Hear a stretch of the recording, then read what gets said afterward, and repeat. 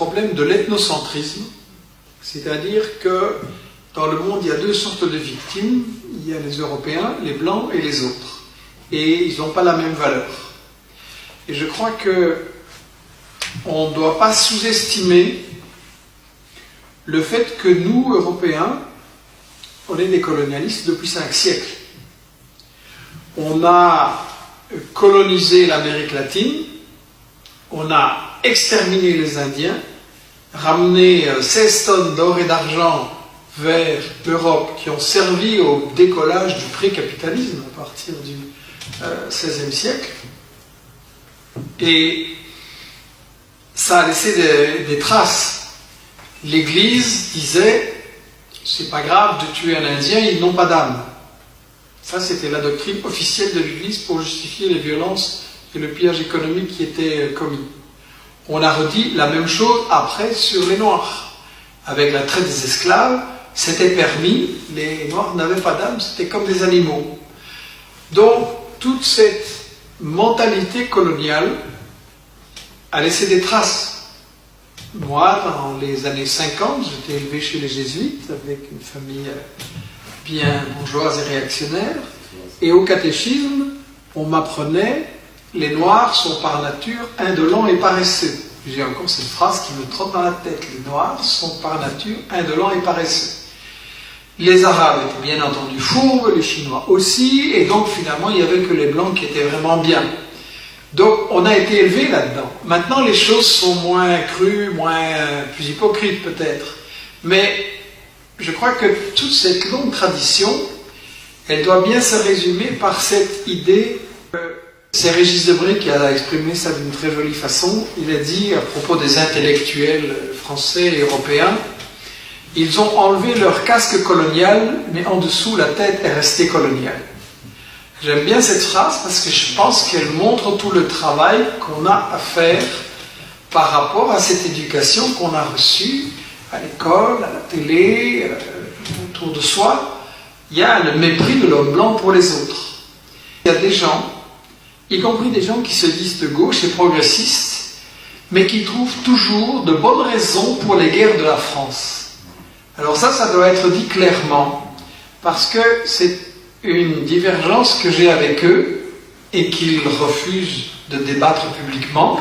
On préfère me coller des étiquettes dans le dos, comploteur, antisémite, conspi, extrême droite éventuellement, vous avez pu entendre ce que j'ai dit, et voir si c'est de l'extrême droite. Et donc, je crois qu'il y a quelque chose qui doit être dit clairement.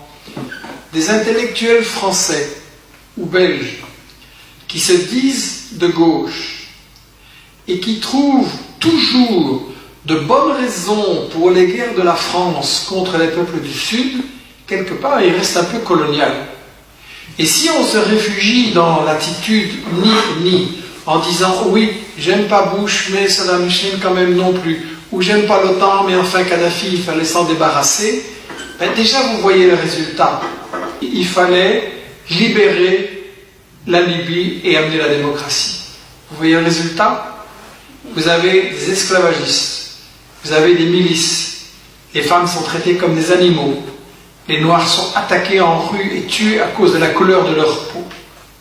Alors le fait qu'avec Sarkozy, il y avait BHL, mais il y avait aussi une série d'intellectuels de gauche, et parfois très réputés, qui ont dit que c'était une bonne guerre pour la démocratie, et regardez les résultats.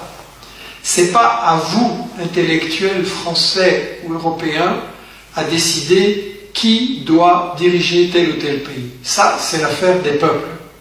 C'est l'affaire des peuples, c'est à eux de décider s'ils veulent changer de dirigeants et lesquels ils veulent mettre à leur place, et dans quel système social et politique ils veulent vivre. La révolution, ça ne s'exporte pas. On ne fait pas des guerres humanitaires pour libérer des peuples malgré eux. On a aussi prétendu qu'on faisait la guerre pour libérer les femmes arabes. Mais regardez le résultat en Afghanistan, regardez le résultat en Irak, regardez qu'est-ce que ça a apporté, les régimes qu'on a mis là-bas.